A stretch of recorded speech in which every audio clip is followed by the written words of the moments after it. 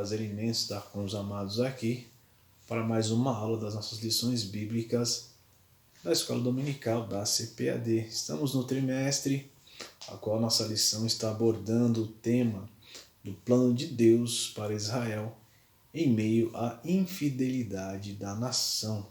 Nós estamos hoje na lição de número 6 e ela vem abordando com o tema profeta Elias e Eliseu, o seu sucessor. O nosso textuário ele se encontra lá no livro dos Reis, 2 Reis, capítulo de número 2, o verso de número 9, o qual ele nos fala o seguinte: Sucedeu, pois, que havendo eles passado, Elias disse a Eliseu: Pede-me o que quiseres que te faço, antes que seja tomado de ti. E disse Eliseu: Peço-te que haja porção dobrada do teu espírito sobre mim.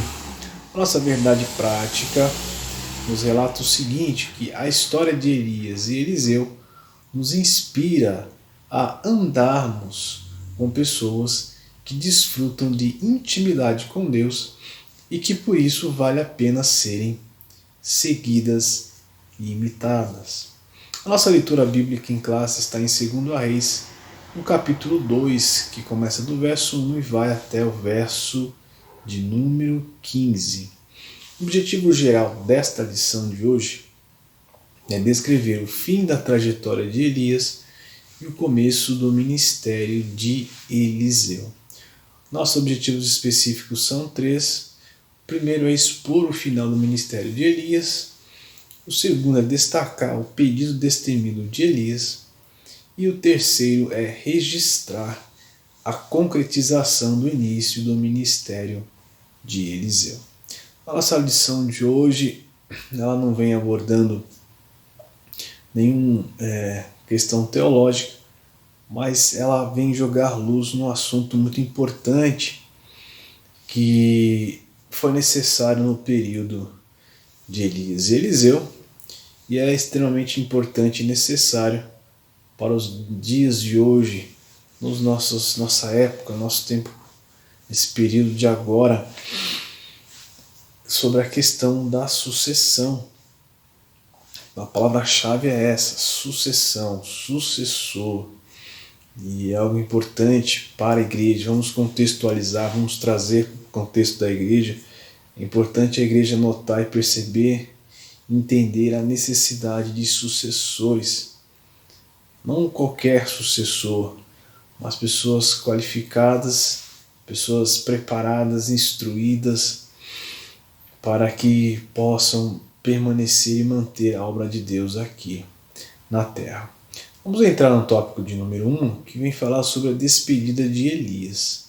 Então, ao observar o ministério de Elias e ver todos os seus feitos, nos fica a lição de que todos nós um dia partiremos desta terra. E sendo assim, é necessário deixarmos sucessores, ou um sucessor, alguém que possa dar continuidade, né, às obras iniciadas e às novas obras que surgirão. Os homens, eles são finitos, isso é fato, e Deus, neste caso aqui, orienta Elias a ungir Eliseu, como que nos está relatado em 1 Reis, no capítulo 19, o verso 16.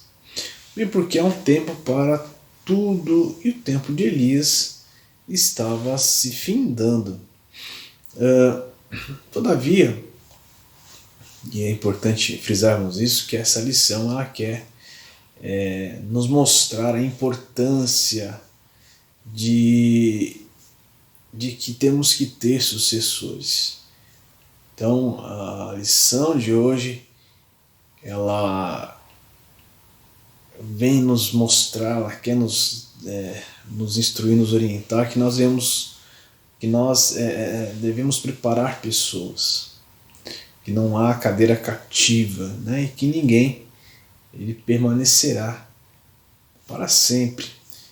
Eu falo uma questão ministerial, seja pelo bom trabalho ou pelo mau trabalho, Infelizmente, há um momento para se iniciar e há um momento para se encerrar. A lição é isso. Há uma necessidade de um sucessor, de preparar, capacitar pessoas para a obra que há de vir.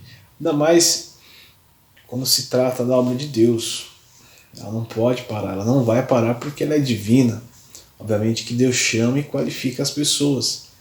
Mas aqueles que estão à frente do ministério, na instrução, como líder, precisa ter uma visão além e preparar e capacitar pessoas. Então o discípulo ele deve seguir os passos e cumprir as obras de seu mestre. E em todo o tempo é necessário o ensino àqueles que assumirão o bastão posteriormente. Jesus ele, em todo o tempo ele nos orientou, ensinou e mostrou como os seus discípulos deveriam andar. E o mais importante, que em Cristo não houve falha alguma, não houve falha nos seus atos, não houve falha na sua fala.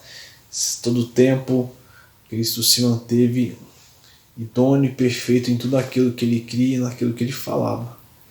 Então é de grande valor e necessidade de bons exemplos. Para quê? Para que esses que ainda estão se preparando, se qualificando, possam ter um modelo exemplar a se seguir. Eliseu ele tem Elias como exemplo. No momento que eles iriam ser separados, no momento que Eliseu iria receber do seu mestre o cajado, vamos dizer assim, para que ele assumisse, então Eliseu pede porção dobrada, a unção dobrada que Elias possuía, bem porque ele desejava ser um modelo de sucessor exemplar. Ou seja, dentre os demais que viriam, Eliseu sabia bem disto, ele desejava ser o melhor exemplo sucessório a ser seguido, porque ele estaria no lugar de Elias, um grande e verdadeiro homem de Deus. Não queria para se gloriar, mas sim para encorajar os demais a permanecerem fiéis como ele foi, como seu mestre também foi. Assim então, Eliseu tinha essa percepção. E essa porção dobrada lhe foi dada, a primazia e a autoridade, bem que até o final do seu ministério e mesmo depois de morto ainda, os ossos de Eliseu ainda pôde ressuscitar uma pessoa morta que cai ali em sua sepultura. Então houve ali a primazia, realmente Eliseu recebe da parte de Elias aquilo que ele pediu. Obviamente que o dom foi dado por Deus, mas Eliseu queria e permaneceu fiel em todo o tempo ao seu chamado e ao seu ministério. Eliseu ele compreende o seu chamado junto a Elias, ele permaneceu fiel ao seu mestre. O crescimento espiritual e ministerial, eu volto a afirmar isso, ele carece de bons exemplos, seja na dedicação no estudo da palavra, na oração, no bom testemunho, como servo, ok? Fiel, né? Fiel na prática da misericórdia, enfim, Eliseu sabia que naquele momento ele necessitaria, ele precisaria estar junto ao seu mestre para cumprir então com excelência o seu chamado. Paulo lhe deixa esse exemplo a Timóteo. Nós vemos lá na carta a Timóteo no capítulo 4, verso 12, onde ele orienta dizendo: mas se o exemplo dos fiéis na palavra, no trato, na caridade, no espírito, na fé, na pureza. Vemos então agora a capa de Elias sendo passada para Eliseu. Eliseu toma posse e essa mesma capa que foi usada por Elias para abrir o Jordão enquanto eles peregrinavam nas cidades, agora acontece o mesmo feito milagroso por meio das mãos de Eliseu. E o fato dele estar com essa capa e do milagre acontecer, isso outorga, ou seja, endossa que agora o profeta é Eliseu E a mesma unção que estava sobre Elias agora repousava por sobre Eliseu. E há relatos de que esse fato ocorre diante dos olhos de várias pessoas. Isso se torna um testemunho público de que então a mesma unção, o poder e virtude que havia em Elias agora foi passada para Eliseu. Elias ele foi tomado por um redemoinho de fogo, embora que algumas traduções tragam como uma carruagem de fogo. Tudo isso é uma linguagem simbólica que denota a presença de Deus, mas de fato ali é um redemoinho de fogo. Então recolhe Elias e restando apenas a capa que fica com seu sucessor, no caso Eliseu. Eliseu, em toda a sua história, é visto que o seu ministério dura por 50 anos. E Eliseu serviu a Elias de 7 a 10 anos, vamos assim dizer.